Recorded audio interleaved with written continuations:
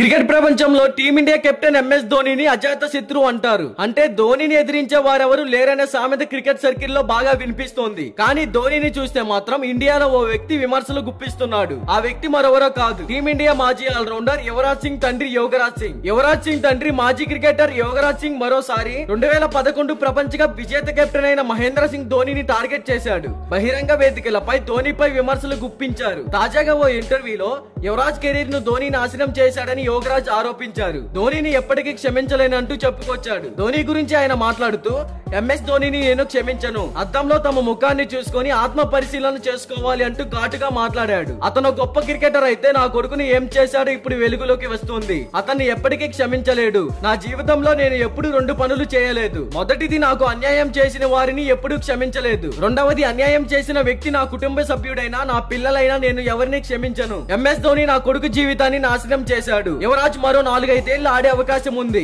యువరాజ్ లాంటి కొడుకు నాకు పుట్టడం నా లక్కు. అలాంటి పుత్రుడినే కనాలని కోరుకున్నాను. క్యాన్సర్ తో పోరాడి దేశం కోసం ఆడి ప్రపంచ కప్ ను అందించినందుకు భారతరత్నతో సత్కరించాలని యోగరాజ్ డిమాండ్ చేశారు. మరి దీనిపై క్రికెట్ ఫ్యాన్స్ గా మీరేమంటారో కామెంట్ చేయండి. అలాగే ఇలాంటి డైలీ క్రికెట్ అప్డేట్స్ కోసం మన ఛానల్ ని సబ్స్క్రైబ్ చేసుకోండి. Thank you for watching.